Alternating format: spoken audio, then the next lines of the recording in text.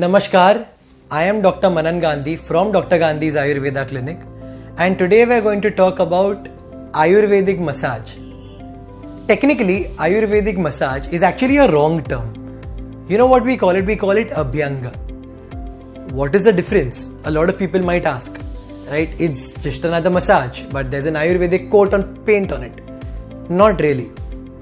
You know, in traditional massages, the person who wants to take the massage would go to a masseur who would just use this regular oil that they use for anyone and everyone, and it might be a little scented, it might be, there might be a little scented candles, and the entire atmosphere will be very relaxing and soothing and all of that, right?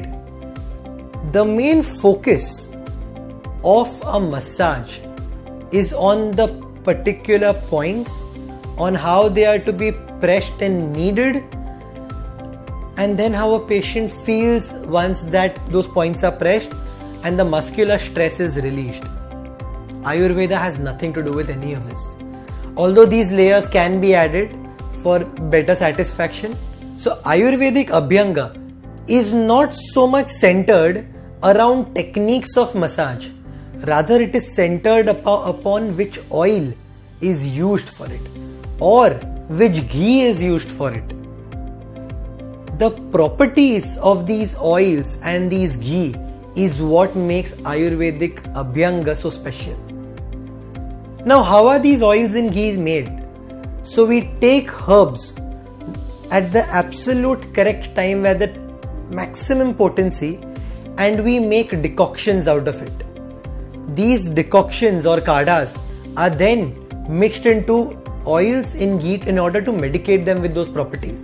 Now, ghee and oil are a little different, and I'm mentioning both of them is because one of them takes up the entire property of the herb, losing its own properties, whereas another will take up properties of the herbs while maintaining a lot of its own properties, right? So which is why it's very important that per patient we choose the correct one.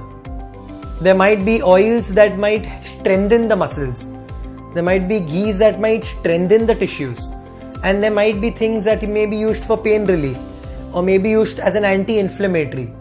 In Ayurveda, the substance used is important, not how hard it is pressed and which areas are pressed. So what we're doing here is we're not actually massaging a patient, we're applying medicine to the entire patient's body. But now that you've applied it on the skin, the next part that is crucial in Ayurveda is you must steam, or there must be one sort of hot fermentation, because that allows the pores to open up and absorb as much oil as possible in order for its effect to be seen. So Ayurvedic Abhyanga, although on the surface may seem like a massage, it actually isn't.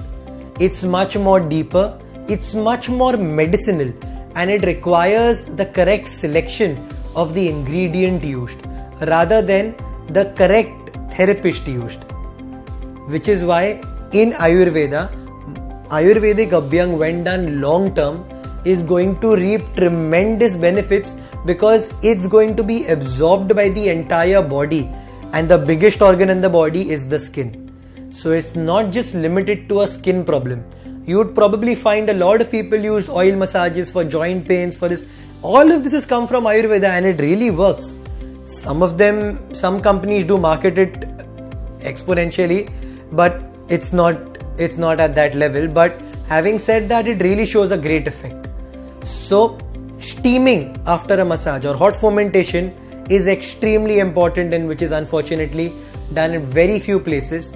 So do not compare an Abhyanga to a massage. They're very different. Their purposes are very different.